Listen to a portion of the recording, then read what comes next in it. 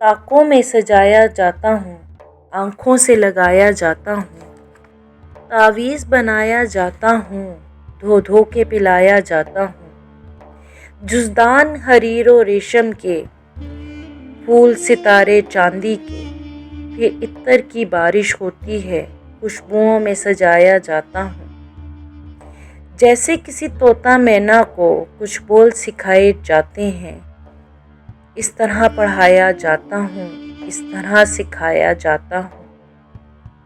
جب قول و قسم لینے کے لیے قول و قرار کی ضرورت پڑتی ہے، ہاتھوں میں اٹھایا جاتا ہوں، دل سوز سے خالی رہتے ہیں، آنکھیں ہیں کہ نم ہوتی نہیں، کہنے کو میں ایک ایک جلسے میں پڑھ پڑھ کے سنایا جاتا ہوں۔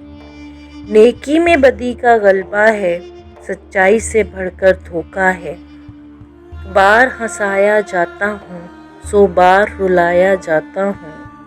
یہ میری عقیدت کے وعدے، قارون درازی غیروں کی، یوں بھی مجھے رسوا کرتے ہیں، ایسے بھی ستایا جاتا ہوں۔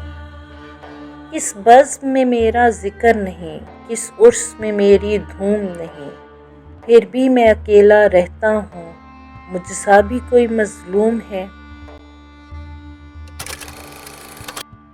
زمین کے لوگوں کے لیے یہ اللہ کا آخری ہدایت کا پیغام ہے، تو جب تک اس کا حق نہیں دیں گے، کامیابی نہیں ہوگی، ایمان مکمل نہیں ہوگا۔ قرآن کا پڑھنا کوئی زائد کام یا فارغ لوگوں کا کام نہیں، یہ سب کی ذمہ داری ہے، کیونکہ اسی سے ہماری کامیابی اور ہدایت جڑی ہوئی ہے۔ آئیے سب مل کر اس کا حق ادا کرنے کی کوشش کریں۔ سورہ بقرہ آیت نمبر 121 میں اللہ تعالیٰ فرماتا ہے، جن لوگوں کو ہم نے کتاب دی جبکہ وہ اس کی تلاوت اس طرح کرتے ہوں جیسا اس کی تلاوت کا حق ہے، تو وہ لوگ ہی حقیقت میں اس پر ایمان رکھتے ہیں۔ اہم بات یہ ہے کہ حق تلاوت سے کیا مراد ہے اور وہ کون لوگ ہیں جو تلاوت کا حق ادا کرتے ہیں۔ اللہ فرماتا ہے، وہ لوگ جنہیں ہم نے کتاب دی، اس سے مراد اہل کتاب کے نیک لوگ ہیں، اور وہ اسے پڑھتے ہیں جیسا کہ اس کے پڑھنے کا حق ہے، اور اس کی پیروی کرتے ہیں جیسا کہ پیروی کرنے کا حق ہے۔ آیت میں لفظ تلاوت صرف استعمال نہیں کیا گیا، بلکہ اس کے ساتھ حق کا لفظ بھی جوڑا گیا ہے، مطلب جو پڑھنے کا پوری طرح حق ادا نہیں کرتا، وہ ایمان بھی نہیں لاتا۔ قرآن کی تلاوت کا پہلا حق یہ ہے کہ جیسے قرآن نازل ہوا ویسے ہی پورے کے پورے پر ایمان لایا جائے۔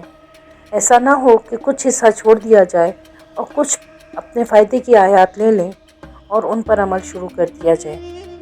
دوسری بات یہ ہے کہ جس لہجے میں قرآن نازل ہوا ہے اس کے مطابق ہی اسے پڑھنے کی کوشش کی جائے، اپنی غلطیوں کو درست کرنا اور اس کو اچھے لہجے میں پڑھنے کی کوشش کرتے رہیں، یعنی اس کے رموز و اوقاف، تجوید اور مخارج کو بہتر بنائیں۔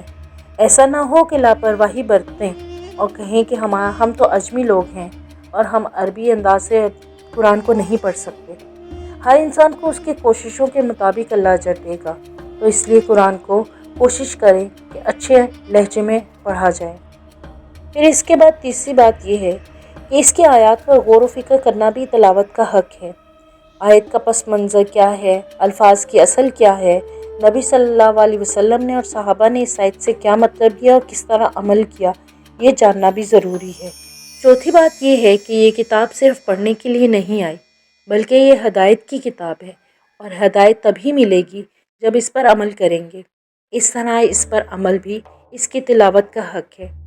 پانچویں بات یہ ہے کہ قرآن نہ پڑھنا، اس کے معنی نہ جاننا، اس پر عمل نہ کرنا خسارے کا باعث ہے۔ کچھ لوگ حفظ کر لیتے ہیں اور یہ سمجھتے ہیں کہ ہم نے قرآن کا حق ادا کر لیا، کچھ اچھے مخارج سیکھ لیتے ہیں اور سمجھتے ہیں کہ حق ادا ہو گیا۔ کوئی جب تک اس سے ہدایت نہ لے تو اس کا حق ادا نہیں ہوگا۔